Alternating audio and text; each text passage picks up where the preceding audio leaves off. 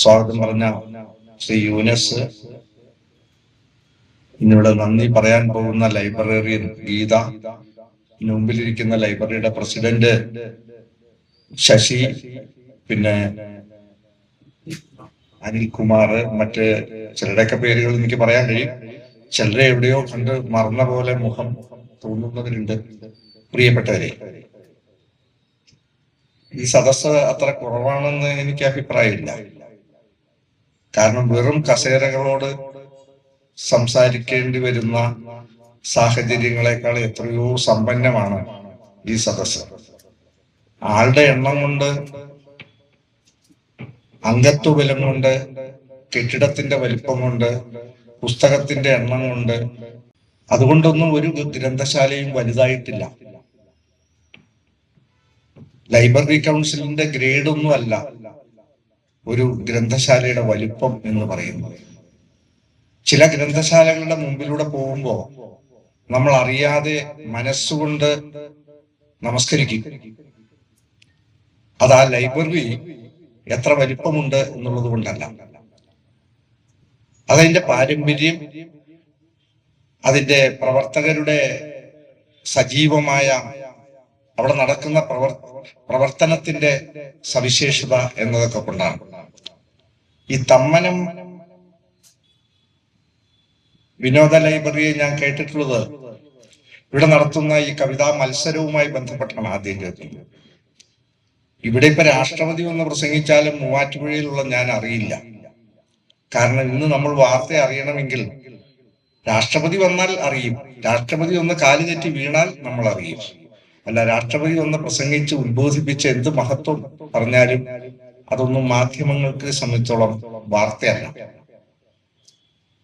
പക്ഷേ ഇവിടെ ഇപ്പോൾ പറഞ്ഞ കാര്യം വലിയ ബഹുമതിയാണ്. ഇവിടെ കേരളം ആദരിക്കുന്ന, മനസ്സുകൊണ്ട് ചേർത്ത് പിടിക്കുന്ന, അഭിമാനിക്കുന്ന വലിയ മഹൻ വ്യക്തികളെ തുറന്ന് പ്രഭാഷണം നടത്തിയ സ്ഥലമാണ്. നമ്മുടെ ലൈബ്രറികളൊക്കെ ഈ സാംസ്കാരിക രംഗത്തെ രാഷ്ട്രീയ അതിപ്രസരം എന്ന് പറയുമ്പോൾ ആദ്യം പറയേണ്ടത് നമ്മുടെ ഗ്രന്ഥശാലകളെ കുറിച്ചാണ്. ഞാനിപ്പോ കുറച്ചു മുമ്പ് എനിക്ക് സന്തോഷം തോന്നിയ ഒന്ന് രണ്ട് കാര്യങ്ങളുണ്ട് ഈ ലൈബ്രറിയെ പറ്റി. ഞാൻ ഇവിടുത്തെ പുസ്തകത്തിന്റെ എണ്ണവും ഇത്രയും കൊല്ലം പ്രവർത്തിച്ചു എന്നതിന്റെ ചരിത്രമൊന്നും അല്ല പറയുന്നത്. അതിനകത്ത് വന്നപ്പോ കുറച്ച് മുഷിഞ്ഞ പുസ്തകങ്ങള്, അത്ര തേച്ച് മിനുക്കി തിളങ്ങുന്ന അലമാരകളൊന്നുമല്ല. ആ അന്തരീക്ഷം തന്നെ എന്നെ പോലെ ഒരാൾക്ക് സമാധാനം നൽകിയതാണ്. കാരണം ഞാനിപ്പോ കാണുന്ന അധികം ലൈബ്രറികളും കൂറ്റൻ കെട്ടിടങ്ങള്, നമ്മൾ കൈ കഴുകി തൊടാൻ പോലെ അത്ര മിനുക്കിയ നല്ല ഒന്നാന്തരം അലമാരകള്, ഇന്നുവരെ ഒരാളുടെ കരസ്പർശം പോലും ഏൽക്കാത്ത നിരവധി പുസ്തകങ്ങള്. ചില പുസ്തകങ്ങളൊക്കെ അഹല്യയെ പോലെ ഇങ്ങനെ പ്രാർത്ഥിച്ചുകൊണ്ടിരിക്കുകയാണ്, ഏതെങ്കിലും ഒരു ശ്രീരാമൻ വന്ന് ഇതൊന്ന് തുറന്നു നോക്കിയിരുന്നെങ്കിൽ എന്ന് വെച്ച്. കാരണം ഇപ്പൊ ഫണ്ടുണ്ട്. ലൈബ്രറി കൗൺസിലിന് കോടിക്കണക്കിന് രൂപയുടെ ഫണ്ടാണ്. പണ്ട് ലൈബ്രറിയൻ, ഞാനിപ്പോ ഗീതയോട് പറയുമായിരുന്നു, ഞാൻ ചെറുവട്ടൂര് എരമല്ലൂർ പബ്ലിക് ലൈബ്രറിയിൽ 8ാം ക്ലാസ്സിൽ പുസ്തകം വായിക്കാൻ ചെല്ലുമ്പോ ഉച്ച കഴിഞ്ഞാൽ ലൈബ്രറി തുറക്കൂ. വൈകിട്ട് ഒരു നനഞ്ഞ തോർത്ത് പുതച്ച ഒരു പത്മനാഭൻ നായർ ലൈബ്രറി ഉണ്ടായി. ഞാൻ അതിനെ കുറിച്ച് പലയിടത്തും എഴുതിയിട്ടുണ്ട്. എഴുതാൻ കാരണം പുസ്തകം ഇങ്ങനെ മുഷിഞ്ഞിട്ടുണ്ടോ, കീറിയിട്ടുണ്ടോ, കവർ മുഷിഞ്ഞോ എന്നൊക്കെ നോക്കി കർശനക്കാരനായ ഒരു ലൈബ്രറിയൻ. അദ്ദേഹം ഒരു പുസ്തകവും വായിക്കില്ല. ആ ലൈബ്രറിയിലുള്ള ഒരു പുസ്തകവും അദ്ദേഹം വായിക്കില്ല. അതിന്റെ ആവശ്യമുണ്ടെന്നും എനിക്ക് തോന്നിയിട്ടില്ല. നല്ല ഒന്നാന്തരം ലൈബ്രറിയനാണ്, കാവൽക്കാരനാണ് ലൈബ്രറിയിലെ. നമുക്ക് ആവശ്യമുള്ള പുസ്തകങ്ങളൊക്കെ തരും, തിരിച്ചു വാങ്ങും ഒക്കെ ചെയ്യും. എന്റെ വായനയുടെ തുടക്കം അവിടെ നിന്നാണ്. പായിപ്രയില് ഞാൻ ഒരുപക്ഷെ എനിക്കൊക്കെ വായിക്കാൻ എന്നെ പ്രേരിപ്പിച്ചത്, ഞാൻ രാഷ്ട്രീയാതിപ്രസരം വിട്ടു പോവല്ല കേട്ടോ എന്ന് വിചാരിക്കണ്ട. ഞാൻ നിങ്ങളെ ബുദ്ധിമുട്ടിക്കില്ല. ഞാൻ എൻ്റെ ഒരു നിശ്ചിത സമയത്തിനകം അവസാനിപ്പിക്കും. പക്ഷെ ഈ ലൈബ്രറിയെ കുറിച്ച് പറയുമ്പോൾ പായിപ്ര ഒരു ലൈബ്രറി ഉണ്ടായിരുന്നില്ല. ആകെ ഉണ്ടായിരുന്ന ഒരു ബോർഡ് ഉണ്ടായിരുന്നു. ബോർഡല്ലാതെ വേറൊന്നുമില്ല. അതിങ്ങനെ വാടക ഒഴിയണം എന്ന് പറയുമ്പോൾ ഒരു കെട്ടിടത്തിൽ നിന്ന് വേറൊരു കെട്ടിടത്തിലേക്ക് സഞ്ചരിച്ചു കൊണ്ടിരിക്കുന്ന ഒരു ബോർഡ്. ഇപ്പൊ അങ്ങനെയല്ല. ഇപ്പൊ സ്വന്തം കെട്ടിടമുണ്ട്, ഒരുപാട് പുസ്തകങ്ങളുണ്ട്, ഗംഭീരമായിട്ട് പ്രവർത്തനമൊക്കെ നടക്കുന്നു. വ്യത്യാസത്തിലുള്ള അന്ന് വായിക്കാൻ ദാഹിച്ചിരുന്ന ആളുകളുണ്ടായി. ഇപ്പൊ ഞാൻ തൃക്കളത്തൂരും 3-4 കിലോമീറ്റർ ദൂരെയുള്ള ലൈബ്രറിയിലൊക്കെ പോയാണ് വായിച്ചത്. അപ്പൊ ഗ്രന്ഥശാലകൾക്ക് സംഭവിച്ചത് നിങ്ങൾക്കറിയാമോ? കേരളത്തിൽ വായനയുടെ അത്ഭുതങ്ങൾ സംഭവിച്ച സ്ഥലം അമ്പലപ്പുഴയാണ്. അമ്പലപ്പുഴക്കാർക്ക് പോലും അത് വലിയ വിവരമില്ല അതിനെപ്പറ്റി. എന്നോട് മന്ത്രി സുധാകരൻ ഉണ്ടായിരുന്ന ഒരു പരിപാടി, അദ്ദേഹം അമ്പലപ്പുഴ MLA ആയിരിക്കുമ്പോ ഞാൻ അവിടെ ഒരു പുസ്തകോത്സവം ഉദ്ഘാടനം ചെയ്യാൻ ചെന്നപ്പോൾ ഞാൻ പറഞ്ഞു, അദ്ദേഹത്തിന് പോലും അത് അറിവുണ്ടായിരുന്നില്ല. ഈ രാമായണ പാരായണ മാസം ആചരണം തുടങ്ങിയത് ഒരു രാജകൽപ്പനയിലൂടെയാണ്. ഞാനത് മാതൃഭൂമിയിൽ മുമ്പ് എഴുതിയിട്ടുണ്ട്. ലോകത്ത് ഒരു പുസ്തകം വായിക്കാൻ രാജകൽപ്പന ഇറങ്ങിയ സ്ഥലമാണ് അമ്പലപ്പുഴ. അമ്പലപ്പുഴ ദേവനാരായണനാണ് ആദ്യമായിട്ട് ഈ രാമായണം വായിക്കുക. അതിനൊരു കാര്യമുണ്ട്. അന്ന് മേൽപ്പത്തൂർ ഭട്ടതിരി അവിടെ ചെല്ലുമ്പോൾ അദ്ദേഹത്തിന് ഒരു തെലുങ്ക് രാമായണം കിട്ടി. ഇത് വായിക്കാൻ അറിയില്ല. അപ്പൊ അദ്ദേഹം പറഞ്ഞു, തെലുങ്ക് അറിയുന്ന ആരെങ്കിലും ഒന്ന് കൊണ്ടുവന്നാൽ എനിക്കിത് വായിക്കാം. അപ്പൊ മേൽപ്പത്തൂർ പറഞ്ഞു, എൻ്റെ ഒരു സുഹൃത്തുണ്ട്, ഞാൻ പറഞ്ഞയക്കാമെന്ന് പറഞ്ഞു. മേൽപ്പത്തൂരിന്റെ സുഹൃത്തായിരുന്നു എഴുത്തച്ഛൻ. എഴുത്തച്ഛൻ എന്ന അധ്യാത്മരാമായണം എഴുതിയിരിക്കുന്ന സമയമാണ്. എഴുത്തച്ഛനെ അങ്ങോട്ട് പറഞ്ഞയച്ചു. എഴുത്തച്ഛൻ അവിടെ ചെന്നു, ഈ തെലുങ്ക് രാമായണം വായിച്ചു. അദ്ദേഹത്തിന് വലിയ സന്തോഷമായി. പോരാൻ നേരത്ത് രാജാവിനൊരു കാണിക്ക എന്ന നിലയിൽ അധ്യാത്മരാമായണത്തിന്റെ എഴുതിയ ഒരു പകർപ്പ് അദ്ദേഹത്തിന് സമ്മാനിച്ചു. എഴുത്തച്ഛൻ പോരുകയും ചെയ്തു. പക്ഷെ രാജാവ് ഇത് വായിച്ചപ്പോൾ, അദ്ദേഹം വളരെ സഹൃദയനായ ഒരു രാജാവായിരുന്നു, അദ്ദേഹം വായിച്ചപ്പോൾ അദ്ദേഹം വിസ്മയിച്ചു പോയി. അപ്പൊ തന്നെ അദ്ദേഹം രാജകൽപ്പനയിലൂടെ 100 പകർപ്പുകൾ എഴുതി ഉണ്ടാക്കുകയും 100 വീടുകളിൽ ഇന്നന്ന രീതിയിൽ രാമായണം പാരായണം ചെയ്യണം എന്ന് നിഷ്കർഷിക്കുകയും ചെയ്തു. അതാണ് രാമായണ പാരായണത്തിന്റെ തുടക്കം. അതേ അമ്പലപ്പുഴയിലാണ് കേരളത്തിലെ ഗ്രന്ഥശാല പ്രസ്ഥാനത്തിന്റെ ആദ്യത്തെ ലൈബ്രറി വരുന്നത്. അതേ അമ്പലപ്പുഴയിലാണ് PN പണിക്കർ ഈ ഗ്രാമീണ വായനശാലകളുടെ വിളക്ക് കൊളുത്തി തുടങ്ങുന്നത്, പ്രകാശം പരത്തി തുടങ്ങുന്നത്. അപ്പൊ ആ ഗ്രന്ഥശാലകൾ, ഇപ്പൊ ഞാൻ പറഞ്ഞല്ലോ, ഞാനൊക്കെ 3-4 കിലോമീറ്റർ ദൂരം നടന്ന് വായിക്കാൻ വേണ്ടി, വായിക്കാനുള്ള ആഗ്രഹം കൊണ്ട്, ദാഹം കൊണ്ട്, പുസ്തകങ്ങളോടുള്ള ആഭിമുഖ്യം കൊണ്ടാണ് അന്ന് ലൈബ്രറികളെ തേടിപ്പോയത്. അങ്ങനെ ഞാൻ മാത്രമല്ല, ഞാൻ എറണാകുളത്ത് മഹാരാജാസ് കോളേജിൽ പഠിക്കുമ്പോൾ 70-73 സമയത്ത് ഞാനും KS രാധാകൃഷ്ണൻ, അങ്ങനെ ഞങ്ങളുടെ സുഹൃത്തുക്കളൊക്കെ ചേർന്ന് ഞങ്ങൾക്ക് വായിക്കാൻ പുസ്തകങ്ങൾക്ക് വേണ്ടിയിട്ട്, കോളേജ് ലൈബ്രറി വലിയ സാങ്കേതികത്വം ഒക്കെയാണ്, സൗജന്യമായി, ഞാനിത് എഴുതിയിട്ടുണ്ട് പലയിടത്തും, സൗജന്യമായി അന്ന് വായിച്ചിരുന്നത് എറണാകുളം ബോർഡ് ചെട്ടിയിൽ ഒരു അരവിന്ദാക്ഷന്റെ ഒരു പെട്ടിക്കട ഉണ്ടായിരുന്നു. അവിടെ നിന്നുകൊണ്ടാണ് ഞങ്ങൾ മാതൃഭൂമി ആഴ്ചപ്പതിപ്പ് വായിച്ചിരുന്നത്. ആ അരവിന്ദാക്ഷൻ ചെയ്തു തന്ന ഔദാര്യം പോലും എറണാകുളം പബ്ലിക് ലൈബ്രറി അന്ന് ഞങ്ങൾക്ക് തന്നില്ല. എറണാകുളം പബ്ലിക് ലൈബ്രറി എന്ന് എഴുതി വെക്കുകയും ഒട്ടും പബ്ലിക് അല്ലാത്ത രീതിയിലാണ് പ്രവർത്തിച്ചത്. ഇന്നത്തെ അല്ല കേട്ടോ ഞാൻ പറയുന്നത്, ഇന്നത്തെ ലൈബ്രറി അല്ല. അന്ന് അവിടെ ഒരു ബോർഡ് ഉണ്ടായിരുന്നു, പ്രവേശനം അംഗങ്ങൾക്ക് മാത്രം. അതായത് സൗജന്യമായിട്ട് 1-2 പത്രം അവിടെ ഇട്ടേക്കും, അത് വേണമെങ്കിൽ വായിക്കാം. മാതൃഭൂമി ആഴ്ചപ്പതിപ്പ് വായിക്കണമെങ്കിൽ നിങ്ങൾ അംഗമാണ്. ഞങ്ങളുടെ കയ്യില് അംഗത്വത്തിന് പോയിട്ട് ഒന്നിനും പൈസ ഇല്ലാത്ത ഞങ്ങൾ ആ വാതിൽക്ക് പോയി തിരിച്ചു പോരും. അന്ന് ചാവറ പള്ളിയുടെ പാരിഷ് ഹാളിലാണ് ചാവറ ലൈബ്രറി നടക്കുന്നത്. അവിടെയും അരവിന്ദാക്ഷന്റെ പുസ്തകക്കടയൊക്കെ ആയിരുന്നു. അപ്പൊ അങ്ങനെ ഉണ്ടായിരുന്ന സാഹചര്യത്തിൽ ഗ്രന്ഥശാലകൾക്ക് ലൈബ്രറിയന് കൊടുക്കാൻ ശമ്പളമില്ല, പുസ്തകം വാങ്ങാൻ പൈസയില്ല. പക്ഷെ അന്ന് ഉണ്ടായിരുന്നത് വായിക്കാൻ ദാഹിക്കുന്ന ഒരു വലിയ സമൂഹം ഉണ്ടായിരുന്നു. അവിടെ നിന്നാണ് പിന്നീട് ഞാൻ ഈ രാഷ്ട്രീയ അതിപ്രസരത്തിന്റെ ഏറ്റവും വലിയ ദുരന്തം കാണുന്ന ഒന്ന് ഗ്രന്ഥശാല പ്രസ്ഥാനമാണെന്ന് പറയേണ്ടി വരും. കാരണം ഈ ഫണ്ടുകൾ UGC അധ്യാപകർക്ക് UGC സ്കെയിൽ അനുവദിച്ച പോലെ ആയിപ്പോയി സംഗതി. സാമ്പത്തിക സൗകര്യങ്ങളും മറ്റ് സൗകര്യങ്ങളും വർദ്ധിച്ചതോടുകൂടി വായനശാല വായന ഒഴിച്ചുള്ള ശാലയായി മാറി. ബാക്കിയെല്ലാം ഉണ്ട്. അവിടെ വലിയ പാർലമെന്റ് ഇലക്ഷനിലെ പോലെ വലിയ മത്സരം നടക്കുന്ന ലൈബ്രറികളുണ്ട്, ഭയങ്കര തെരഞ്ഞെടുപ്പ്. പക്ഷെ അവിടെ വായന മാത്രമില്ല. അപ്പോ അതൊരു വശം.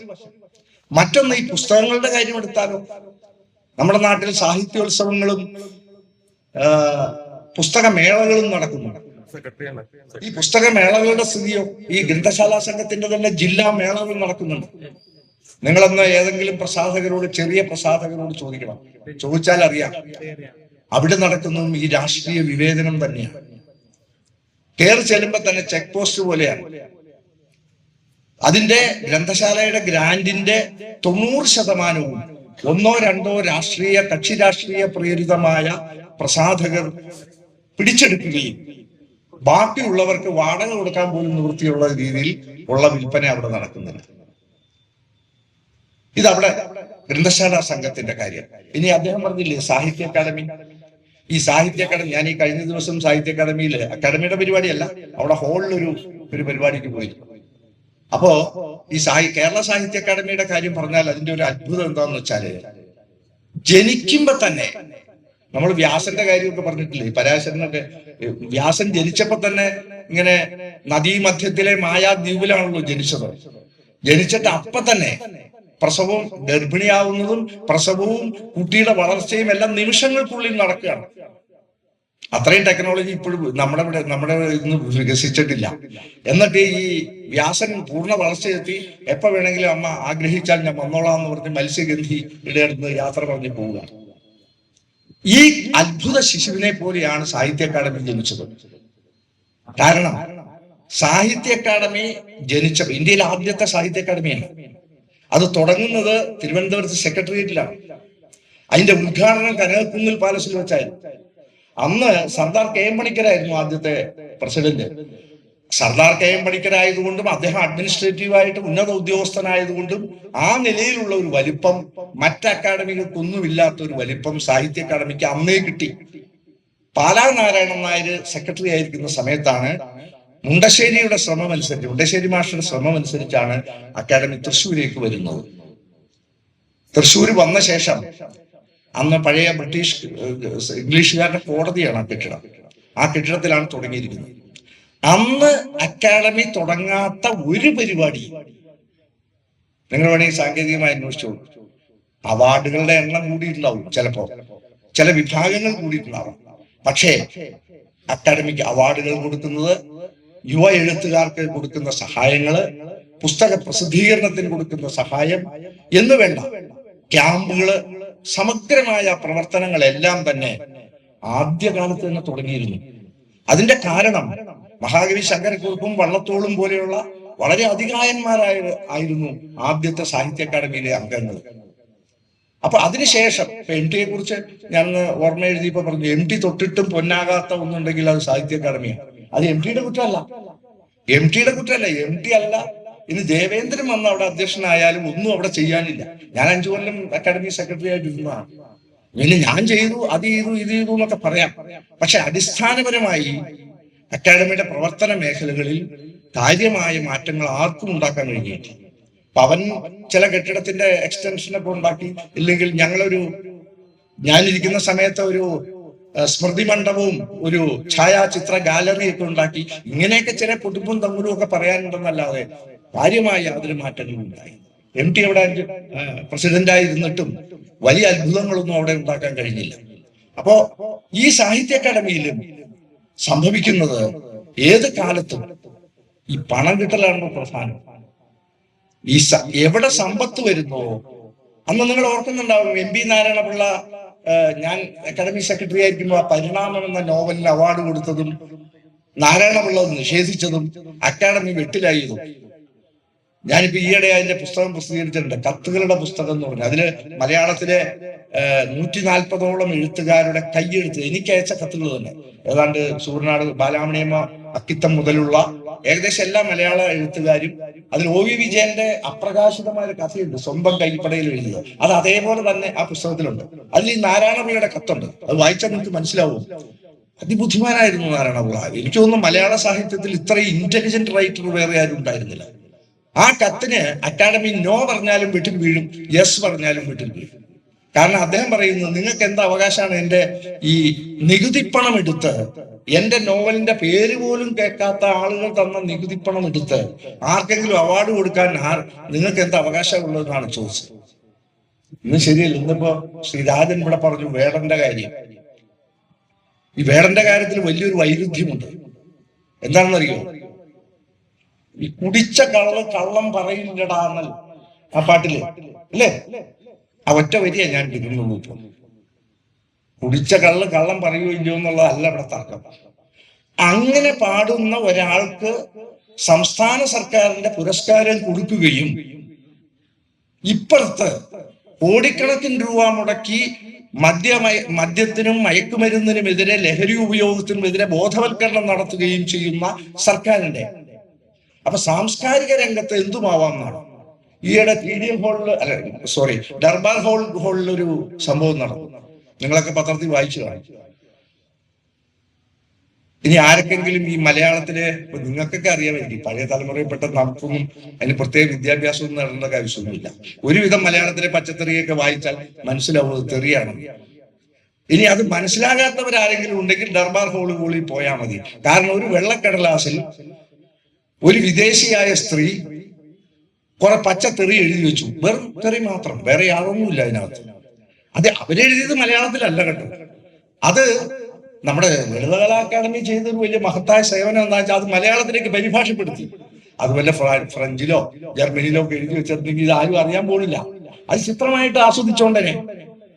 പക്ഷെ ഇത് മലയാളത്തിൽ എഴുതി വെച്ചപ്പോൾ, മലയാളത്തിൽ ആനാന്ന് എഴുതി വെച്ചാൽ നമ്മൾ ആനാന്ന് വായിക്കില്ലേ, ഈ തെറി വായിച്ചു.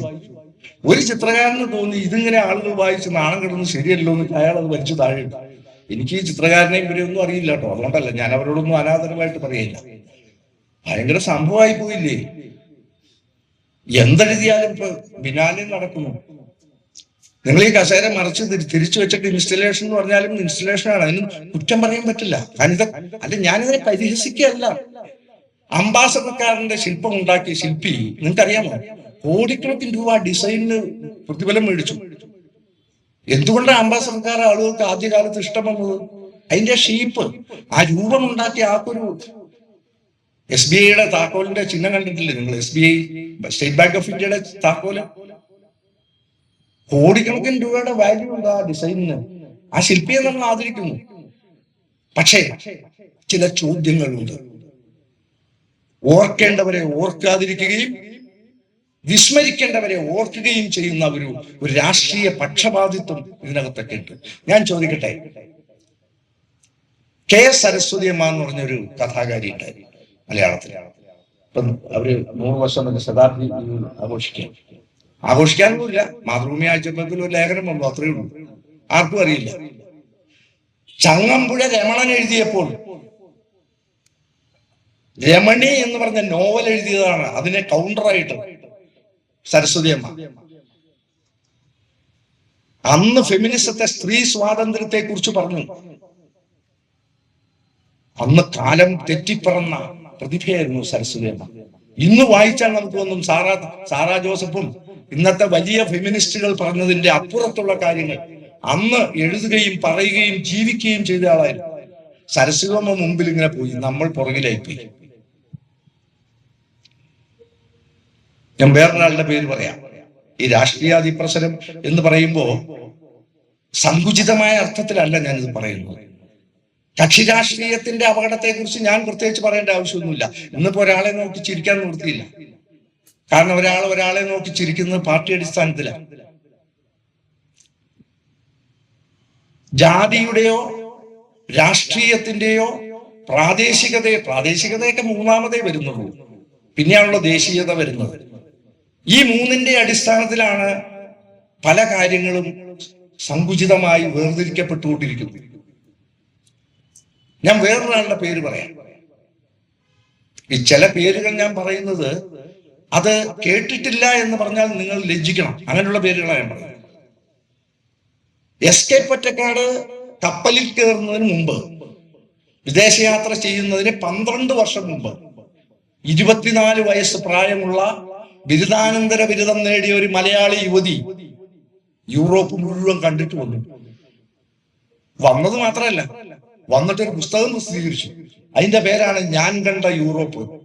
അത് അന്ന് വായിച്ചിട്ട് സഞ്ജയൻ പരിഹസിച്ചു, അത് ഞാൻ കണ്ട യൂറോപ്പല്ല, യൂറോപ്പ് കണ്ട ഞാനാണ്. വെറും യാത്രയായിരുന്നില്ല. അവർ പോയ കപ്പലിലുണ്ടായിരുന്ന 2 പേരുടെ പേര് ഞാൻ പറയാം. ഒന്ന് സുഭാഷ് ചന്ദ്രബോസ്, അവർ ജനീവയിലേക്ക് പോയ കപ്പലില്. വേറൊന്ന് ജവഹർലാൽ നെഹ്റുവിന്റെ ഭാര്യ രോഗിണിയായി ചികിത്സയ്ക്ക് ജനീവയിലേക്ക് പോവുകയാണ്. അവരെ പരിചരിച്ചുകൊണ്ട് ഇന്ദിരാഗാന്ധി അവരുടെ അടുത്തിരിപ്പുണ്ട്. ഇവരതിൽ സഹയാത്രികയായിരുന്നു. അന്നവർ സുഭാഷ് ചന്ദ്രബോസിനെ അവിടെ ജനീവയിലെ ആശുപത്രിയിൽ വെച്ച് അവർ കാണുകയും സംസാരിക്കുകയും ചെയ്ത വിവരണം അവരുടെ പുസ്തകത്തിലുണ്ട്.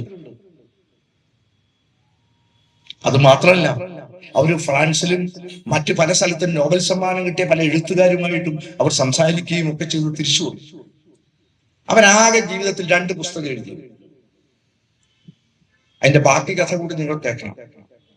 ഈ പുസ്തകത്തിന് ഇപ്പൊ നിങ്ങൾ അന്വേഷിച്ചാൽ ഗവേഷണം ചെയ്താൽ കിട്ടില്ല. എന്റെ ഒരു ഫോട്ടോ കോപ്പി ഉണ്ട്, ഈ ഞാൻ കണ്ട യൂറോപ്പിന്റെ. ഞാനിത് മലയാളം വീക്കിലിനും കലാകൗമുദിയിലൊക്കെ 1-2 സ്ഥലങ്ങളിലൊക്കെ എഴുതിയിരുന്നു ഇവരെ കുറിച്ച്. അവരുടെ പേര് കെ കല്യാണിക്കുട്ടിയമ്മ. അവര് ഗാന്ധിയുടെ ശിഷ്യനായ ഹരിജൻ കുട്ടൻ നായരുടെ ഭാര്യയാണ് പറയുന്നത്. കഥ അവിടെ തീരുന്നില്ല. ഞാൻ അവിടെ സാഹിത്യ അക്കാദമി സെക്രട്ടറി ആയിരിക്കുമ്പോ, അക്കാദമിയുടെ അവാർഡ് പ്രഖ്യാപിക്കാനായിട്ടിരിക്കുമ്പോ, ആത്മകഥാപരമായ പുസ്തകത്തിന് നോക്കുമ്പോ കെ കല്യാണിക്കുട്ടിയമ്മയുടെ ഒരു പുസ്തകത്തിനാണ് അവാർഡ്. പ്രഖ്യാപിച്ചിട്ടില്ല, പത്രക്കാർ പുറത്ത് വെയിറ്റ് ചെയ്യാണ്. ഞങ്ങൾ എക്സിക്യൂട്ടീവ് കമ്മിറ്റി കൂടുകയാണ്. വഴിയോരത്തെ മണിദീപങ്ങൾ എന്ന് പറഞ്ഞ അവരാകെ ജീവിതത്തിൽ 2 പുസ്തകം എഴുതും. 2ാമത്തെ പുസ്തകം 94ാമത്തെ വയസ്സിലാണ് എഴുതുന്നത്. പുസ്തകം നിങ്ങൾ വായിക്കേണ്ട പുസ്തകം. ഈ വായിക്കേണ്ട പുസ്തകങ്ങൾ നമ്മൾ വായിക്കാതിരിക്കുകയും നമ്മൾ ബാക്കിയുള്ളവർ കേമെന്ന് പറയുന്ന പുസ്തകം വായിക്കുകയും ചെയ്യുന്ന കാലമാണ്. ഇതൊന്നും മറ്റേ യൂട്യൂബർമാരും അല്ലെങ്കിൽ നവമാധ്യമങ്ങളിലൂടെ വരുന്ന കാര്യമല്ല. അപ്പൊ ഈ കല്യാണിക്കുട്ടിയമ്മ, അപ്പൊ അവിടെ ആരോ ചോദിച്ചു, അവരിപ്പോ ജീവിച്ചിരിപ്പുണ്ടോ എന്ന് ചോദിച്ചു. അപ്പൊ എനിക്ക് സംശയം, ഞാൻ അങ്ങനെ ഒരാളെ കേട്ടിട്ടില്ല. ഞാൻ കണ്ട യൂറോപ്പ് എന്ന പുസ്തകം കേട്ടിട്ടുണ്ടെന്നല്ലാതെ എനിക്കൊന്നും അറിയില്ല. അപ്പൊ അക്കാഡമിയുടെ അവാർഡിന്റെ വ്യവസ്ഥകളുണ്ട്. ജീവിച്ചിരിക്കുന്നവർക്കേ അവാർഡ് കൊടുക്കാൻ പറ്റൂ, മരിച്ച ആൾക്ക് അവാർഡ് പ്രഖ്യാപിക്കാൻ പാടില്ല. അപ്പൊ പെട്ടെന്ന് തന്നെ ഞാൻ തൃശ്ശൂർക്കാരനായ നമ്മുടെ സ്റ്റാഫിനെ വിളിച്ചിട്ട് ചോദിച്ചു, ഇങ്ങനെ ഒരാൾ. അപ്പൊ അവര് പറഞ്ഞു, ഉണ്ട് സാറേ, ഇവിടെ പൂങ്കുന്നത്തുണ്ട് അവര്. അപ്പൊ കമ്മിറ്റി അവിടെ തൽക്കാലം പെൻഡിങ്ങിൽ വെച്ചിട്ട് ഞാൻ തന്നെ വണ്ടി കയറി, ഞാനും ഈ സ്റ്റാഫും കൂടെ കയറി അവരുടെ വീട് അന്വേഷിച്ചു പോയി. പൂങ്കുന്നത്ത്, നിങ്ങൾക്കറിയാമോ, പൂങ്കുന്നത്ത് സ്വന്തം വീട് വാടകയ്ക്ക് കൊടുത്തിട്ട് അതിന്റെ വരാന്തയിൽ ഒറ്റയ്ക്ക് താമസിക്കുകയാണ് ഈ സ്ത്രീ. ഇവരുടെ ആകെ ഒരു മകനുണ്ട്, വലിയ പത്രപ്രവർത്തകരെ. അദ്ദേഹം മരിച്ചുപോയി, അടുത്തിടെ എറണാകുളത്ത് ആയിരുന്നു. അദ്ദേഹം കേരള കൗമുദിയിലൊക്കെ ഉണ്ടായിരുന്ന ഗോപിനാഥൻ. ഒരു മകനെ, അന്ന് അദ്ദേഹം സിംഗപ്പൂരിലാണ്, ഫാർ ഈസ്റ്റേൺ എക്കണോമിക് റിവ്യൂവിന്റെ എഡിറ്ററാണ്.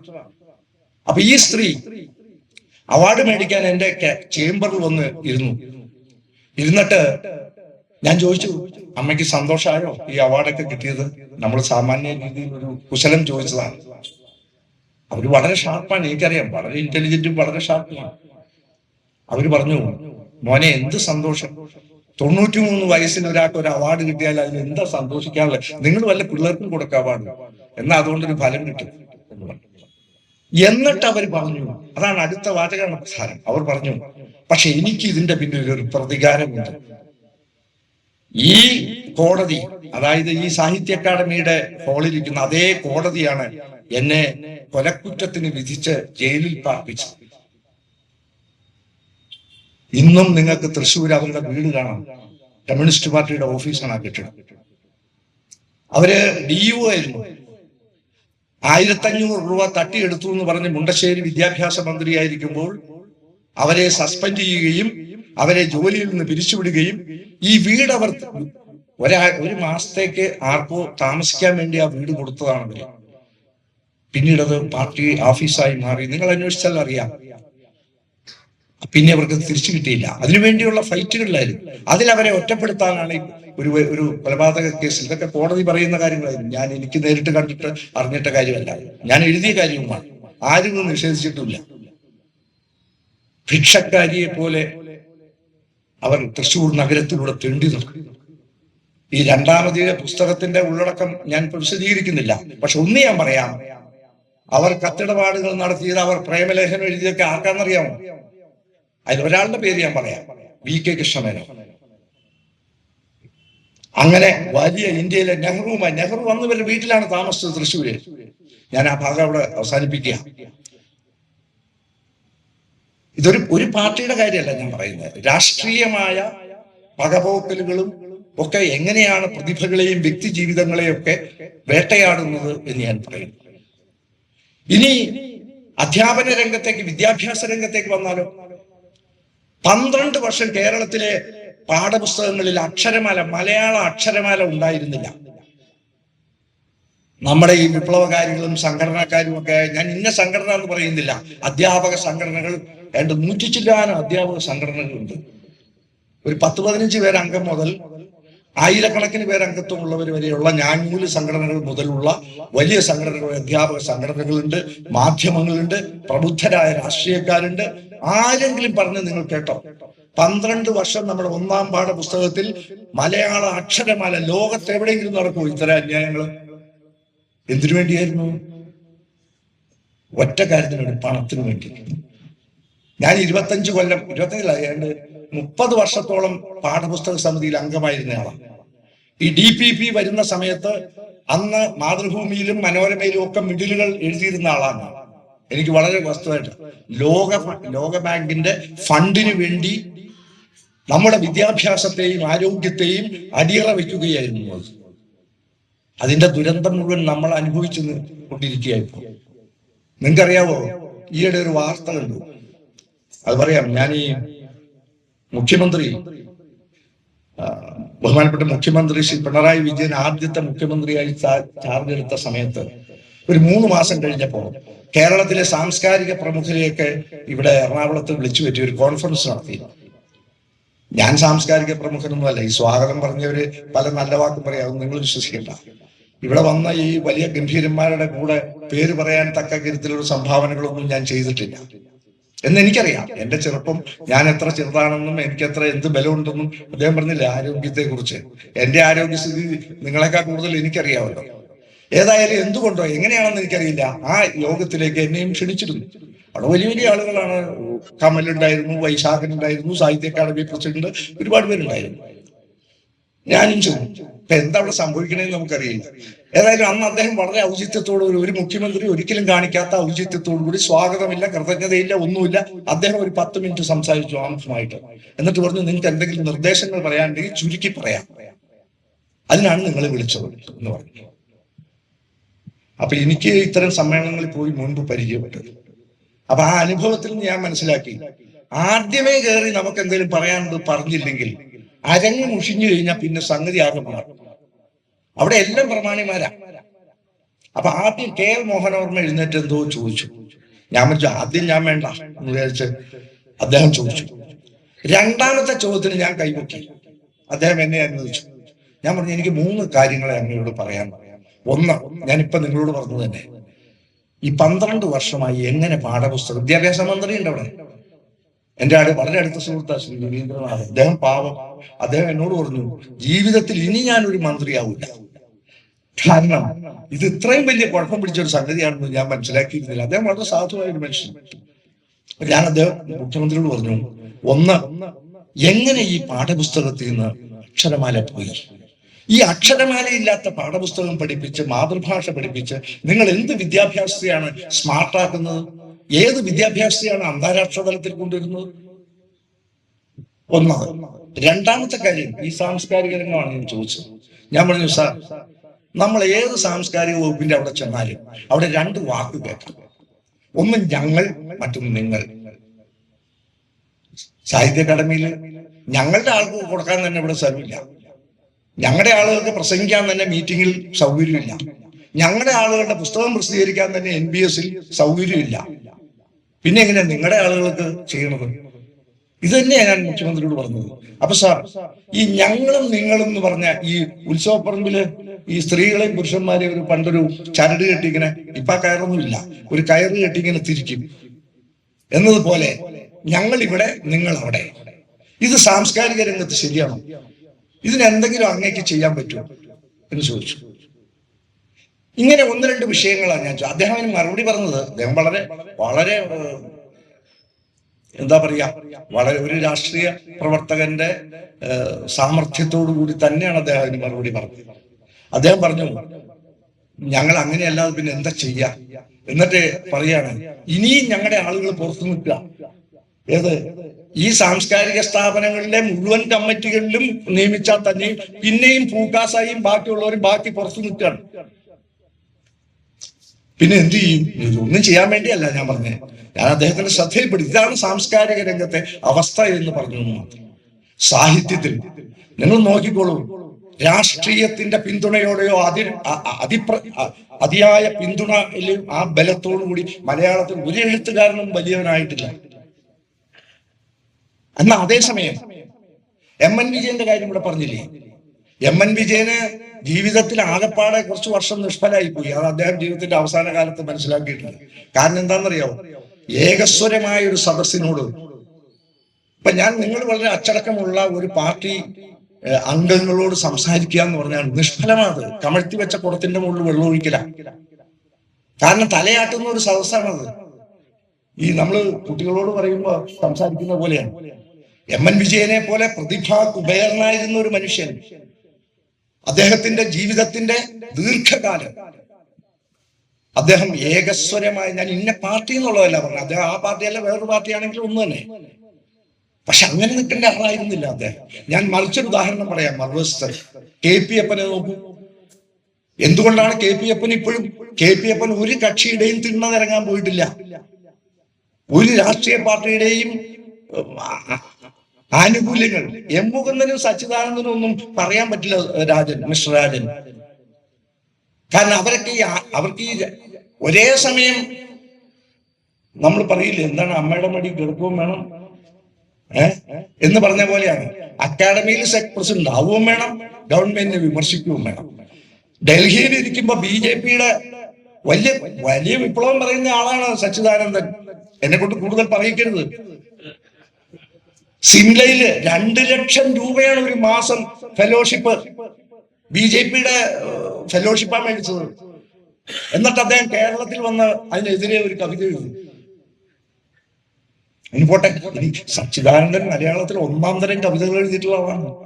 എനിക്ക് ആ ആദരവുകൾ ഒന്നുമില്ല അദ്ദേഹത്തെ കുറിച്ച്. കവിത ഒഴിച്ച് ബാക്കിയെല്ലാം കുഴപ്പ. അത് അദ്ദേഹത്തെ ഇരുത്തിക്കൊണ്ട് പറയാനും വിഷമവുമില്ല.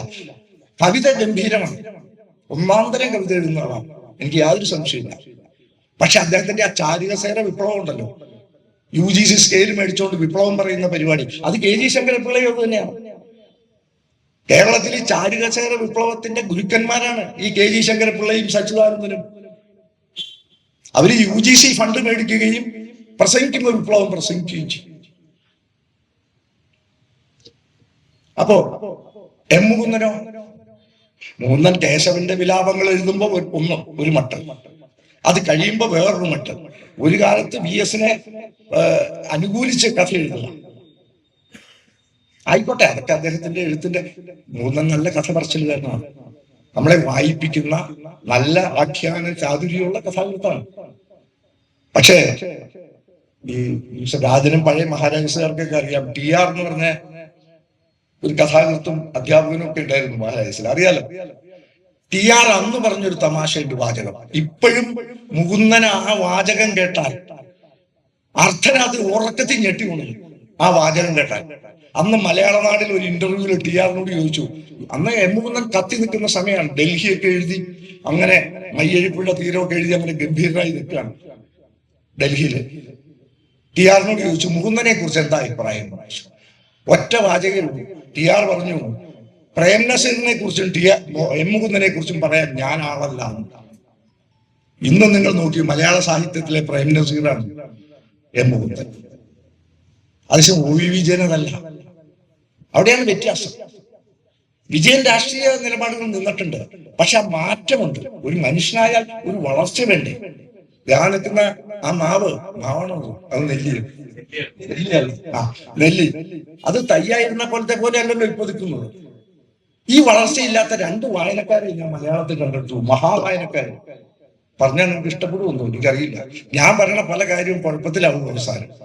എന്താ വെച്ചാൽ എന്നാലും പറയാം, ഇത് വായനശാലയല്ലേ. മലയാളത്തിലെ ഏറ്റവും വലിയ 2 വായനക്കാരുടെ പേര് പറയാൻ പറഞ്ഞാൽ നിങ്ങൾ എല്ലാവരും പറയുന്ന പേര് ഒന്ന് തന്നെ ആയിരിക്കും. അതൊന്ന് P. ഗോവിന്ദപിള്ളയും മറ്റൊന്ന് M. കൃഷ്ണൻ നായരുമാണ്.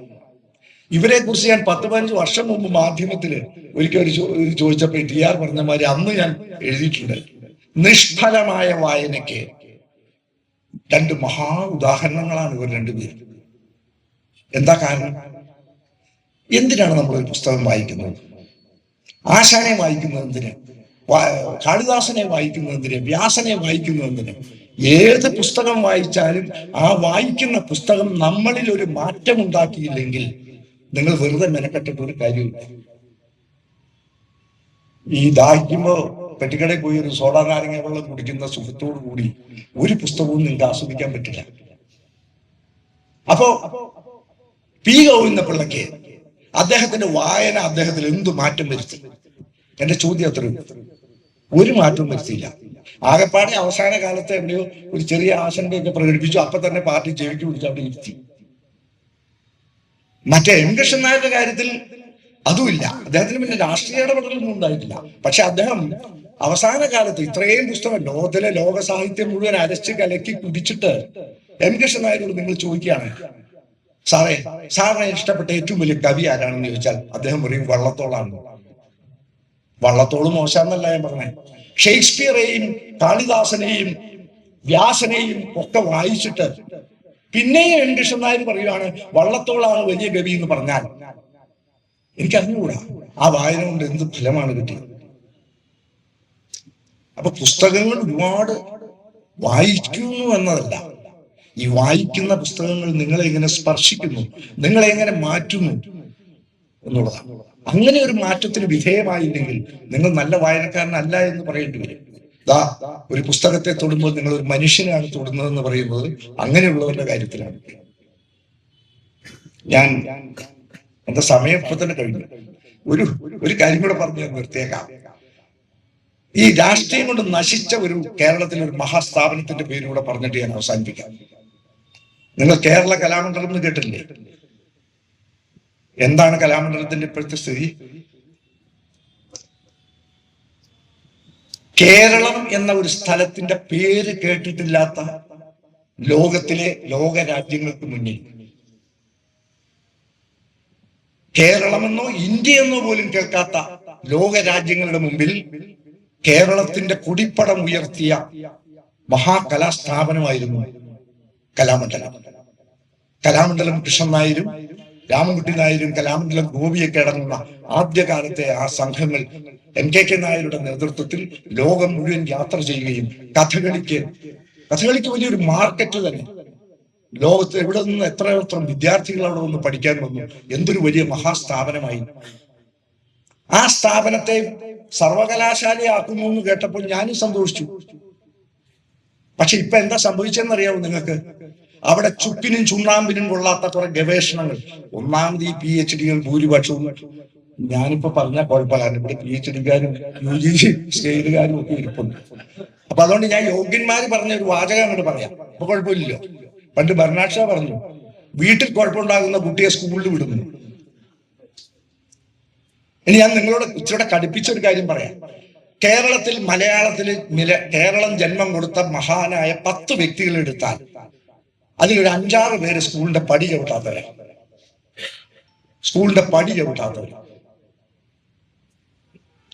ആർട്ടിസ്റ്റ് നമ്പൂതിരിയെ കുറിച്ച് നിങ്ങൾക്ക് അഭിപ്രായ വ്യത്യാസം ഉണ്ടാവില്ലല്ലോ. അദ്ദേഹത്തോട് ഒരു ഇന്റർവ്യൂവിൽ കുറെ നേരം സംസാരിച്ചിട്ട് ചോദിച്ചു, അല്ല അങ്ങെന്താ അങ്ങയുടെ സ്കൂളിലെ അനുഭവങ്ങളൊന്നും പറഞ്ഞില്ലല്ലോ എന്ന്. അപ്പൊ നമ്പൂതിരി പറഞ്ഞു, ഞാൻ സ്കൂളിൽ പോയാലല്ലേ എനിക്ക് അനുഭവം ഉണ്ടാവുള്ളൂ. നേരിട്ട് പോയി KCS പണിക്കരുടെ അടുത്ത് ചിത്രകല പഠിച്ചേ ഉള്ളൂ.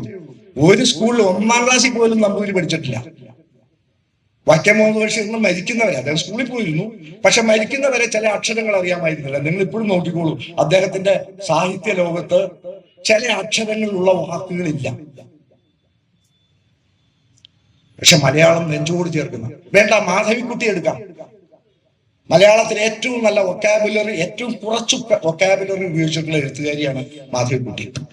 അതേക്കുട്ടി സ്കൂളിന്റെ പടി കണ്ടിട്ടില്ല. അല്ല, അതിന്റെ കാരണം എന്താ വെച്ചാൽ അന്ന് രാഷ്ട്രപതിയേക്കാൾ വലിയ ശമ്പളമുണ്ട് മാധവിക്കുട്ടിയുടെ അച്ഛനും VM നായർക്ക്. കോടീശ്വരന് അന്ന് വീട്ടിൽ വരുത്തി പഠിപ്പിക്കുക, അത് നമുക്ക് മാറ്റാം. അങ്ങനെ ഒരുപാട് വ്യക്തികളെ ചിലപ്പോൾ പറയാൻ കഴിഞ്ഞു. അപ്പൊ ഞാൻ പറഞ്ഞത്, ഈ കലാമണ്ഡലം അക്ഷരാഭ്യാസമില്ലാത്ത മഹാകലാകാരന്മാര്, അക്ഷരാഭ്യാസം മോശമെന്നല്ല പറഞ്ഞത്. ഇപ്പൊ ലേറ്റസ്റ്റ് സ്ഥിതി എന്താ കേരളത്തിലെ? ഞാൻ നേരത്തെ പറഞ്ഞ ഈ സ്കൂൾ എന്തിനാ? ഇപ്പൊ സ്കൂൾ വിദ്യാഭ്യാസം എന്തിനാണ്? എന്റെ അഭിപ്രായത്തിൽ നിരക്ഷരത നട്ടുവളർത്തുന്ന സ്ഥാപനങ്ങൾ. എഴുതാൻ അറിയാൻ പാടില്ല. ഞാൻ അന്ന് മുഖ്യമന്ത്രിയോട് ചോദിച്ച ഒരു കാര്യം ഇതാണ്. കണ്ണൂരെ ഒരു കോൺവെന്റ് സ്കൂളിൽ ഒരു പരസ്യം വന്നിരുന്നു, ശനിയാഴ്ച ദിവസം 10-ാം ക്ലാസ്സുകാർക്ക് ഒരു സ്പെഷ്യൽ ക്ലാസ്. ഇതൊന്നും അത്ര അസാധാരണമായ കാര്യമല്ല. പക്ഷെ എന്തിനാണ് ആ സ്പെഷ്യൽ ക്ലാസ് എന്നറിയാമോ? 10-ാം ക്ലാസ്സിലെ കുട്ടികൾക്ക് മലയാള അക്ഷരം പഠിപ്പിക്കാൻ. ഈയിടെ +2 പഠിച്ചിരുന്ന ഒരു കുട്ടി പോലീസ് സ്റ്റേഷനിൽ അധ്യാപകനെ കുറിച്ച് ഒരു പരാതിയായിട്ട് ചെന്നു. പോലീസ് സ്റ്റേഷനിൽ ചെന്ന് ചോദിച്ചു, അധ്യാപകനെ വരുത്തി.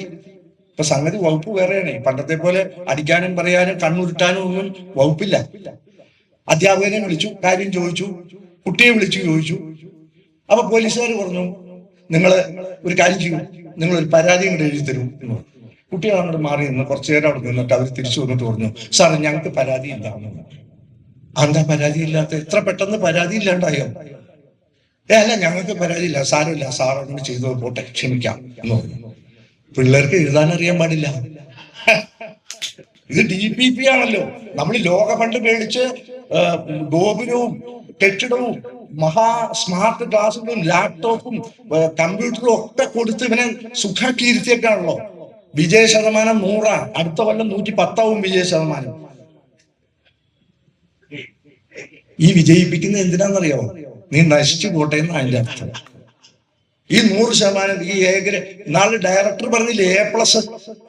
ഞങ്ങളുടെയൊക്കെ നാട്ടിൽ, ഇവിടെ എങ്ങനെയാന്ന് എനിക്ക് അറിഞ്ഞൂടാ, നമ്മുടെ ഇവിടെയൊക്കെ 1ാം ക്ലാസ്സിൽ LKG ജയിച്ച ഉടനെ ഫ്ലക്സ് വെക്കും. ഈ A+ കിട്ടിയ പിള്ളേരെ മുഴുവനെ, എനിക്കതിനോട് അസൂയുണ്ടായിട്ടൊന്നും അല്ലാട്ടോ പറയണേ, പക്ഷെ ഈ പിള്ളേരെ നശിപ്പിക്കുകയാണ് ചെയ്യുന്നത്. അവരെന്തോ ജയിച്ചു എന്ന് അവരുടെ വിചാരം. അവർ പരാജയപ്പെട്ടതെന്ന് അവരറിയണമെങ്കിൽ വല്ല തൊഴിലും പോകണം, വല്ലയിടത്തും ജോലിക്ക് പോകുമ്പോൾ അവർക്ക് മനസ്സിലാവും എനിക്കൊന്നും അറിയില്ല എന്നുള്ള കാര്യം. അപ്പൊ കലാമണ്ഡലത്തെ, രാഷ്ട്രീയത്തിന്റെ, സാഹിത്യത്തെ, കലയെ, സിനിമയെ എന്ന് വേണ്ട സമഗ്ര രംഗങ്ങളിലും കക്ഷി രാഷ്ട്രീയത്തിന്റെ ഇടുക്ക് തൊഴുത്തിൽ കൊണ്ടുകെട്ടിയിരിക്കുകയാണ്. ഇന്ന രാഷ്ട്രീയം എന്ന് പറയാനില്ല. ലക്ഷദ്വീപില് ഒരു കാര്യമുണ്ട്, നിങ്ങൾ ആ കവർത്തിൽ നിന്ന് ചെന്നാൽ അറിയാം. ഒരു കുട്ടി ജനിക്കുമ്പോ തന്നെ അവിടെ ആകെ 2 പാർട്ടി ഉണ്ടായിരുന്നുള്ളൂ. ഇപ്പൊ എനിക്കറിയില്ല കേട്ടോ, ഞാനൊരു കുറച്ചു വർഷം മുമ്പ് അവിടെ SSLC പരീക്ഷയുടെ ചുമതലയ്ക്ക് പോയി. 2 പാർട്ടി, ഒന്ന് ജനതാദളും മറ്റൊന്ന് കോൺഗ്രസ്, 2 പാർട്ടി. കുട്ടി ജനിക്കുമ്പോ തന്നെ ആ കുട്ടി ഒന്നുകിൽ ജനതാദളായിരിക്കും അല്ലെങ്കിൽ കോൺഗ്രസ് ആയിരിക്കും. നിങ്ങൾ ഒരു ഓഫീസിലേക്ക് കയറി ചെന്നാൽ അവിടെ നമ്മളിപ്പോ ആരെങ്കിലും ശുപാർശ എഴുതിയിലാണെങ്കിൽ അവിടെ ഒന്നുകിൽ കോൺഗ്രസ് അല്ലെങ്കിൽ ജനതാദളം.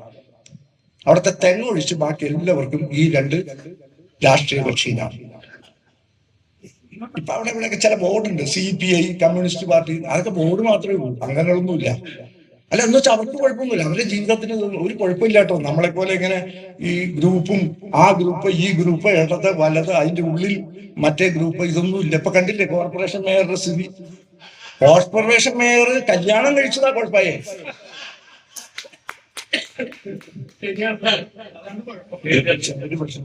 ഞാൻ ഈ കോൺഗ്രസ്സുകാരെ ഒന്നും പറഞ്ഞില്ലല്ലോ. കോൺഗ്രസ്സുകാരെ കുറിച്ച് പറഞ്ഞാൽ അതേ പറയാനുള്ളൂ. ഞാൻ ഈയിടെ എന്നോട് ഈ KPCC GCC ഓഫീസിൽ ഒരു മീറ്റിങ്ങിന് പ്രതിപക്ഷ അദ്ദേഹം എന്റെ കോളൊക്കെ വായിക്കുന്ന അതുകൊണ്ടുള്ളത്, എനിക്ക് രാഷ്ട്രീയമായ എന്നെ കൊണ്ടൊരു ചുക്കിനും ചുണ്ണാമ്പിനും പ്രയോജനമില്ല എന്ന് അദ്ദേഹത്തിന് അറിയാം. എന്നാലും അദ്ദേഹം അവിടെ ഒരു മീറ്റിങ്ങിന് വിളിച്ചെന്തിനാണെന്ന് അറിയാം. അതുകൊണ്ട് പറഞ്ഞ എന്റെ പ്രസംഗം നിർത്തിയേക്കാം. ചരിത്രത്തിൽ ഇന്ന് വരെ ഒറ്റക്കൊരു മലയാളി AICC പ്രസിഡന്റ് ആയിട്ടില്ല. ഓൾ ഇന്ത്യ കോൺഗ്രസിന്റെ പ്രസിഡന്റ് ആയിട്ട് ഒരു മലയാളിയെ വന്നു. എന്തിനാ അധികം? മഹാത്മാഗാന്ധിയെ മൂലക്കിരുത്തിയ ആളാണ് അദ്ദേഹം. ഇന്ത്യയുടെ വൈസ്രോയി, ആദ്യത്തെ ഇന്ത്യയിലെ 3 പേരടങ്ങുന്ന ബ്രിട്ടീഷ് ഗവൺമെന്റ് ഒരു അഡ്ഹോക് കമ്മിറ്റി ഉണ്ടാക്കി. 3 പേരേ ഉള്ളൂ. ക്യാബിനറ്റ് മിനിസ്റ്ററൊക്കെ വലിയ പവറുള്ള സ്ഥാനമാണെന്ന് പറയണം. അതിൽ ഇദ്ദേഹത്തെ അംഗമാക്കി. ആളുടെ പേര് ഞാൻ പറയാം. അംഗമാക്കി കഴിഞ്ഞ് കുറച്ചു നാൾ കഴിഞ്ഞപ്പോഴാണ് നമ്മുടെ ജാലിയൻവാലാ ബാഗ് കൂട്ടക്കൊല വന്നത്. അതിൽ പ്രതിഷേധിച്ച് അദ്ദേഹം ആ സ്ഥാനം വേണ്ടെന്ന് വെച്ചു. അത് നമ്മുടെ ഈ മന്ത്രിമാരും രാഷ്ട്രീയക്കാരും രാജിവെക്കണമായിരുന്ന രാജിയായിരുന്നില്ല. അദ്ദേഹത്തോട് പറഞ്ഞു, നിങ്ങൾ വൈസ്രോയി അങ്ങോട്ട് നേരിട്ട് ചെന്ന പാർട്ടി നടത്തി അദ്ദേഹത്തോട് പറഞ്ഞു, നിങ്ങൾ ദയവ് ചെയ്ത് ഈ സ്ഥാനത്ത് ഇരിക്കണം. കാരണം ഈ ബ്രിട്ടീഷ് ഗവൺമെന്റിന് അറിയാം അദ്ദേഹത്തെ പോലെ ഒരാളെ അടുത്തില്ലെങ്കിൽ തങ്ങൾക്ക് ഇവിടെ ഒന്നും ചെയ്യാൻ സാധിക്കില്ല. അപ്പൊ അദ്ദേഹം പറഞ്ഞു, അത് പറ്റില്ല, എനിക്കൊരു വാക്കേ ഉള്ളൂ, ഞാൻ പറ്റില്ല എന്ന് പറഞ്ഞാൽ പറ്റില്ല എന്ന് പറഞ്ഞു. വീണ്ടും അവരുടെ മേൽ പ്രഷർ ചെലുത്തി. എന്നാ ശരി, വേണ്ട, നിങ്ങൾ ഒരാളെ നോമിനേറ്റ് ചെയ്യാവൂന്ന് ചോദിച്ചു. നിങ്ങൾക്ക് പകരം ഒരാളെ.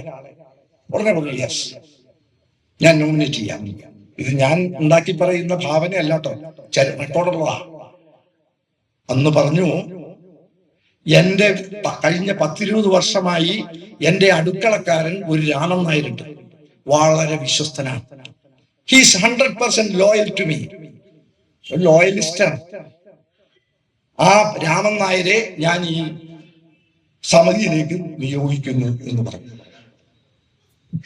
സാക്ഷാൽ ചേറ്റൂർ ശങ്കരൻ നായർ. ഈ ചേറ്റൂർ ശങ്കരൻ നായർ ആരാണെന്ന് അവിടെ KPC DCC ഓഫീസിൽ ചെന്ന് ഞാൻ പറഞ്ഞപ്പോഴാണ് അവരറിയുന്നത്. ഭൂരിഭാഗം കോൺഗ്രസ്സുകാർക്കും ഇങ്ങനെ ഒരു നായരുള്ളതായിട്ട് അറിയില്ല. ഞാൻ പാലക്കാട് അദ്ദേഹത്തിന്റെ ഒറ്റപ്പാലത്തെ ഓഡിറ്റോറിയം ഉണ്ട്, അദ്ദേഹത്തിന്റെ പേരിൽ ഒരു ഓഡിറ്റോറിയം. അവിടെ ഒരു ചെറിയ പാസ്പോർട്ട് സൈസ് ഫോട്ടോ പോലെ ഒരെണ്ണം വച്ചിട്ടുണ്ട് അവിടെ അദ്ദേഹത്തിന്റെ. അപ്പൊ അവിടെ നമ്മൾ മന്ത്രി രാജേഷ് എന്ന MP ആരൊക്കെ ഉണ്ട്, VIP ജയകുമാറുണ്ട്, ഇവരൊക്കെ ഉണ്ട് ആ സദസ്സില്. അപ്പൊ ഞാൻ ചോദിച്ചു, ആദ്യം നമുക്ക് ലോകകാര്യങ്ങൾ പറയുന്നതിന് മുമ്പ് ഈ ഓഡിറ്റോറിയത്തിനെ കുറിച്ചൊന്ന് പറയാം. ഞാൻ നേരെ ഇരിക്കുന്ന ആ പാസ്പോർട്ട് സൈസ് ഫോട്ടോ ആരുടെ എന്നറിയാവോ എന്ന് ചോദിച്ചു. നാട് മറന്നു, പാർട്ടി മറന്നു, എല്ലാവരും മറന്നു. യോഗ്യന്മാരുടെ സ്ഥാനം അവിടെയാണ്. ഞാൻ എന്റെ വാക്ക് അവസാനിപ്പിക്കാം. നിങ്ങൾ ശ്രദ്ധിക്കേണ്ട ഒറ്റ കാര്യവും, നിങ്ങൾ വേണ്ടാത്തടത്ത് കയറി ചോദ്യം ചോദിക്കരുത്. ചോദ്യം ചോദിക്കുന്നവനെ ക്ലാസ്സിൽ ചോദ്യം ചോദിക്കുന്ന കുട്ടിയെ പോലെ ഇരിക്കടാ അവിടെ എന്ന് പറയും. അത് രാഷ്ട്രീയത്തിൽ, മതത്തിൽ, സംഘടനകളിൽ, എല്ലായിടത്തും. നിങ്ങളുടെ വീട്ടിൽ പോലും സൂക്ഷിക്കണം. കൂടുതൽ ചോദ്യം ചോദിച്ചാൽ ചോദ്യം ചോദിക്കുന്ന കുട്ടിയെ ചെവിയെ പിടിച്ച് പുറത്തേക്ക്, ക്ലാസ്സിന് പുറത്തു നിർത്തും. MN വിജയൻ മാഷ് അതിന് മറുപടി പറഞ്ഞിട്ടുണ്ട്. ഈ ചോദ്യം ആ ക്ലാസ്സിൽ നിൽക്കുകയും കുട്ടി പുറത്തു പോവുകയും ചെയ്യും. ചോദ്യം അവിടെ തന്നെ നിൽക്കും, ഉത്തരവില്ലാണ്ട്. അപ്പൊ അതുകൊണ്ട് വിനോദ് ലൈബ്രറി, ഞാനിപ്പോ രാഷ്ട്രീയത്തിലെ വലിയ അപകടങ്ങളിലേക്കൊന്നും പോയില്ല. പിന്നെ ഇനിയുണ്ട്, പറയുകയാണെങ്കിൽ കുറെ സമയം പറയാം. പക്ഷെ നിങ്ങളുടെ മുഖം കാണുമ്പോൾ എനിക്ക് പറയാൻ തോന്നലില്ല. കാരണം ഇങ്ങനെ ഒരു അബദ്ധത്തിൽ നമ്മൾ വന്ന് പെട്ടല്ലോ എന്നാണ് ഇതിന്റെ ഒരു വിചാരം. അല്ല, അങ്ങനെയല്ല കേട്ടോ, അങ്ങനെയല്ല. ഞാൻ വെറും വാക്ക് പറഞ്ഞതല്ല. ഒരു പ്രസംഗം വിജയിച്ചു എന്ന് ഞാൻ കരുതുന്നത് എങ്ങനെയാണെന്ന് ഞാൻ പറയാം. എനിക്കിവിടെ 5 പേരാണെങ്കിൽ 5000 പേരുണ്ടെങ്കിൽ ഞാൻ എന്റെ പ്രസംഗം ഇത് തന്നെ, അതിന് മാറ്റമില്ല. ചിലപ്പോൾ എനിക്ക് ദേഷ്യം വന്നാൽ കുറച്ചുകൂടെ വിമർശനാത്മകമാവും. അത് എന്തെങ്കിലും ഈ സ്വാഗതം പറയുന്നവർ വേണ്ടാത്ത കാര്യമൊക്കെ പറയും ചിലപ്പോൾ. ഇപ്പൊ രാജൻ അങ്ങനെയൊന്നും പറഞ്ഞില്ല. അങ്ങനെ പറഞ്ഞാൽ ചിലപ്പോൾ, അല്ല യൂണിസ്, അങ്ങനെ പറഞ്ഞാൽ ചിലപ്പോൾ എനിക്ക് ദേഷ്യം വന്നാൽ ഞാൻ മൊത്തം വിമർശനമായി പോകും. അല്ലെങ്കിൽ ഇതുപോലെയൊക്കെ തന്നെയാണ് പ്രസംഗം, മുൻകൂട്ടിയൊന്നും ചെയ്യാറില്ല. പക്ഷേ ഒന്ന് ഞാൻ പറയാം, ഈ ഒരു പ്രസംഗം വിജയിച്ചു എന്ന് പറയുന്നത് അതിൽ വരാതിരുന്നവർ പറയണം വന്നവരോട്, അയ്യോ എനിക്കിന്ന് വരാൻ പറ്റിയില്ലല്ലോ എന്ന് പറയാൻ കഴിഞ്ഞാൽ അവിടെയാണ് വിജയം. അപ്പൊ ഞാൻ സാധാരണ പറയും, ഒന്നാള് TDF ഹോളിന്റെ ജൂബിലിക്ക് ചെന്നപ്പോ 1-2 പേര് പോലീസ് കമ്മീഷണറൊക്കെ പ്രസംഗിച്ചിട്ടാണ് എന്റെ പ്രസംഗം. ഞാൻ പറഞ്ഞു, പോലീസ് കമ്മീഷണർ ആദ്യം പ്രസംഗിച്ചത് നന്നായി. കാരണം എന്താണെന്നറിയോ, പോലീസ് കമ്മീഷണർ പ്രസംഗിക്കുമ്പോൾ ഒരു 75%, 80% കസേരകളെ ഫില്ലായിട്ടു. ഞാൻ പ്രസംഗിക്കാനായപ്പോഴത്തേക്കും ഹോളും കംപ്ലീറ്റ് നിറഞ്ഞു. അത് എന്റെ സാമർഥ്യം കൊണ്ടല്ല, ഈ വരുന്നവര് വൈകി വരികയാണ്, നിറഞ്ഞു. ഞാൻ പറഞ്ഞു, എന്റെ പ്രസംഗം കേൾക്കണമെങ്കിൽ യോഗ ഉള്ളവർക്കേ കേൾക്കാൻ പറ്റൂ. ഇപ്പൊ നിങ്ങൾ യോഗ ഉള്ളവരാണ്, അതാണ് ഞാൻ പറഞ്ഞതിന്റെ അർത്ഥം. അപ്പൊ അങ്ങനെ ഇരിക്കട്ടെ, എനിക്ക് സന്തോഷം. നിങ്ങളോട് എനിക്ക് ഒരു ക്ഷമയും നന്ദിയും പറയാനുണ്ട്. കാരണം നിങ്ങൾ വന്നത് ഈ പ്രസംഗത്തെക്കാൾ വലിയ കാര്യങ്ങൾ, ജീവിതത്തിൽ പല തിരക്കുകളുണ്ടെന്ന് ക്രിസ്തുമസിന്റെ തലേ ദിവസമാണ്. ലോകത്തെ ഏറ്റവും വലിയ വെളിച്ചം കാണിച്ച മഹാപ്രവാചകന്മാരും വലിയ മഹാ അവതാരങ്ങളൊക്കെ പുൽക്കുടിലാണ് ജനിച്ചത്. പലരും, മിക്കവരും ഇടയന്മാരായി. ശ്രീകൃഷ്ണൻ മാത്രമല്ല, മുഹമ്മദ് നബി ഇടയനായിരുന്നു. യേശുക്രിസ്തു 30 പേരുടെ അടുത്ത ആശാരിയായിരുന്നു. ഈ പുൽക്കുടില് മനഃപൂർവ്വം ഉണ്ടാക്കിയതല്ല, വേറൊന്നും ഇല്ലാത്തതുകൊണ്ടാണ് പുൽക്കടില്. ഇപ്പൊ നമ്മള് കോടിക്കണക്കിന് രൂപ വിലയുള്ള പുൽക്കൂടുകൾ, അല്ല വീടുകളില്, അവിടെ സ്വർണം കൊണ്ട് പുൽക്കൂട് ഉണ്ടാക്കണമെന്ന് എനിക്കറിഞ്ഞുകൂടാ. ഈ ഇപ്പൊ സ്വർണം പറയാൻ നിവൃത്തിയില്ല. സ്വർണം പറഞ്ഞാൽ അത് രാഷ്ട്രീയമാണ്. നാളെ ഞാൻ അവിടെ എന്തോ പറഞ്ഞപ്പോ ചെമ്പെന്ന് പറയാൻ തുടങ്ങിയപ്പോഴത്തേക്കും ഞാൻ പിൻവലിച്ചു. പല വാക്കുകളും ഇപ്പൊ നമുക്ക് പറയാൻ നിവൃത്തിയില്ല പബ്ലിക്കായിട്ട്. കാരണം ഇവിടെയൊക്കെ ഭയങ്കര തീവ്രവാദി CPM-കാരുണ്ട്, ഭയങ്കര പല രാഷ്ട്രീയ കക്ഷിയിലും പെട്ടവരുണ്ട്. അവരൊക്കെ എന്നെ നോക്കി വയ്ക്കും ഇതൊക്കെ പറഞ്ഞാലേ. അപ്പൊ അതുകൊണ്ട് ഈ പ്രഭാഷണം നടത്തി ഇങ്ങനെ നടത്തി മുന്നോട്ട് കൊണ്ടുപോവാം എന്നുള്ള ഒരു ആത്മവിശ്വാസത്തിന് എന്റെ ഈ പ്രസംഗം കൊണ്ട് ക്ഷീണമൊന്നും സംഭവിക്കാതിരിക്കട്ടെ എന്ന് മാത്രമേ എനിക്ക് പറയാനുള്ളൂ. പ്രസംഗം കൊണ്ടൊന്നും രാജ്യം നന്നായിട്ടില്ല, നന്നാവുമില്ല. പ്രസംഗം എന്ന് പറയുന്ന ഒരു 3-ാംകിട കലയാണ്. ഏറ്റവും നല്ലത് ദ സൈലൻസ് ഈസ് ഗോൾഡൻ എന്നാ പറയാ. മിണ്ടാതിരിക്കുന്ന നിങ്ങളാണ് സ്വർണ്ണം. അല്ല, സൈലൻസ് ഈസ് ഗോൾഡൻ. സംഭാഷണം എന്ന് പറയുന്നത് വെള്ളിയാണ്. പിന്നെ ബാക്കി എന്താണെന്ന് നിങ്ങൾ തീരുമാനിച്ചാൽ മതി, പ്രസംഗം എന്താണ്. അപ്പൊ എനിക്ക് ഇങ്ങനെ ഒരു അവസരം, ഞാൻ ഇതൊരു ബഹുമതിയായിട്ടാണ് കണക്കാക്കുന്നത്. നിങ്ങളൊക്കെ വന്നത് ഈ ഇവരോടുള്ള സ്നേഹം, ഈ ലൈബ്രറിയോടുള്ള കടപ്പാട് ഇതുകൊണ്ടൊക്കെയാണെന്ന് ഞാൻ വിചാരിക്കുന്നു. എറണാകുളം നഗരത്തിൽ ഇങ്ങനെയൊരു സ്ഥലവും കെട്ടിടവും ഉള്ളത് ചെറിയ കാര്യമല്ല. പക്ഷെ കെട്ടിടമല്ല ഈ ലൈബ്രറിയുടെ വലിപ്പം എന്ന് ഞാൻ മനസ്സിലാക്കും. ഇതൊരു 10 നില കെട്ടിടമാണെങ്കിൽ ഒരുപക്ഷെ എനിക്ക് വരാൻ തോന്നുമായിരുന്നില്ല. അല്ലാത്ത ചില പ്രവർത്തനങ്ങളാണ് കാലത്തെ മറികടക്കുന്ന ചില പ്രവർത്തനങ്ങൾ. തൊട്ടിപ്പുറത്ത് മറ്റൊരു സ്ഥാപനം കൂടി ഉള്ളത് നന്നായി. അതിന്റെ തൊട്ടിപ്പുറത്തെ ബോർഡിൽ ഈ പണം വരുന്ന സ്ഥലം, വ്യാപാര ഭവനും തൊട്ടടുത്തുണ്ട്. അപ്പൊ അതുകൊണ്ട് നിങ്ങൾക്ക് സാമ്പത്തികമായ എല്ലാ പിന്തുണയും ഇതൊക്കെ ലഭിക്കട്ടെ. ഇപ്പൊ ആകെ പണം വരുന്ന 2 സ്ഥലങ്ങളേ ഉള്ളൂ. അതുകൂടെ പറഞ്ഞ് നിർത്തിയേക്കാം. ഒന്ന് അമ്പലങ്ങൾ, മറ്റൊന്ന് കള്ളുഷാപ്പ്. ഈ 2 സ്ഥലത്തുമാണ് രാഷ്ട്രീയക്കാർക്ക് നോക്കുന്നത്. അതിന്റെ കുഴപ്പമേ ഇപ്പൊ നിലവിലുള്ളൂ. ഞാൻ എന്റെ വാക്കുകൾ അവസാനിപ്പിക്കുന്നു. നന്ദി, നമസ്കാരം.